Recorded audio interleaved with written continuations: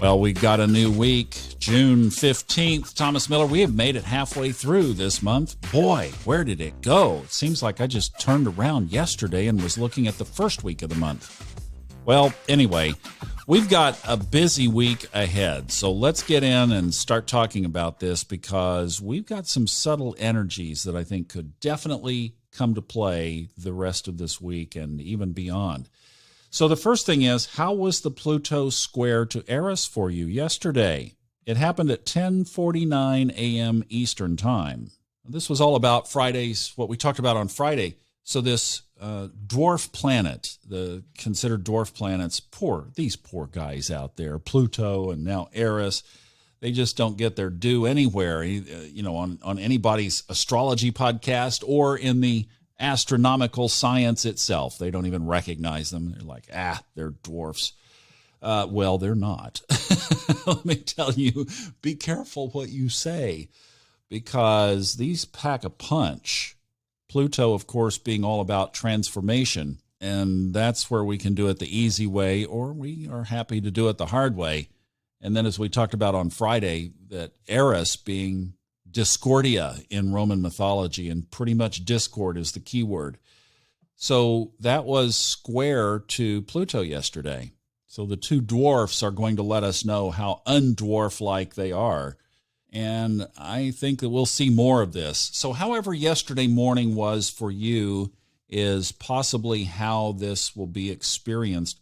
The two signs that they're in, of course, Pluto in Capricorn and Eris is in Aries. So the drill down there would be that you could look at where those signs are in your chart, and then you get an idea for how the houses are, and then, of course, any other aspects as well.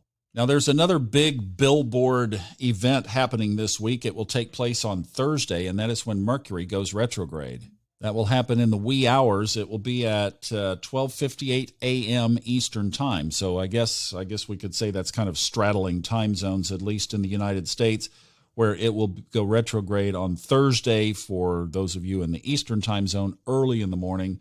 And then, of course, that will be Wednesday night for the other 3/4 of the country that are not in the Eastern time zone. Now, the other thing that obviously is going to be in play this week is this dynamic between Mars and Pluto and Eris. So on Wednesday, kind of walking backwards here, Mars and Pluto will be at 24 degrees in a sextile aspect on Wednesday.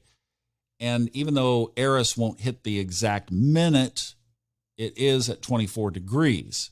So that just brings this late Piscean Mars to the picture of this already Pluto-Eris relationship.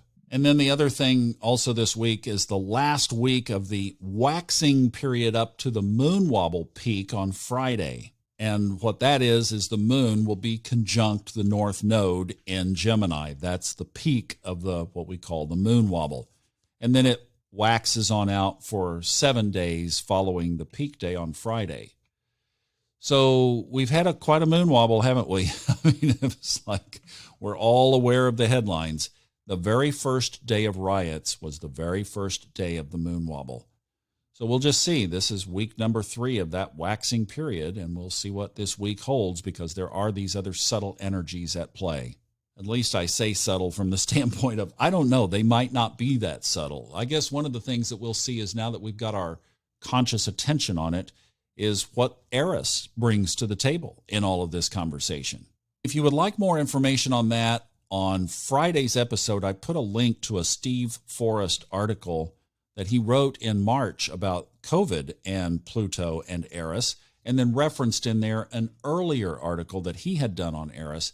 There's not just a ton out there on this little dwarf guy. I don't even want to say dwarf. I'm like, golly, packs a wallop of a punch.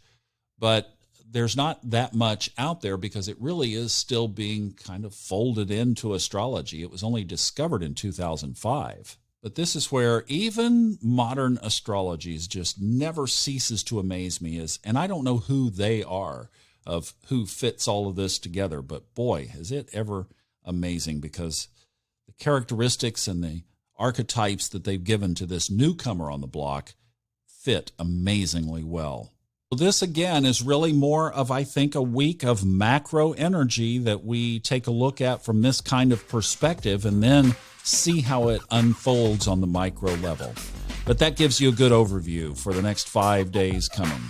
All right, I hope you have a great Monday, and I will see you tomorrow on the Fun Astrology Podcast. Ciao, ciao.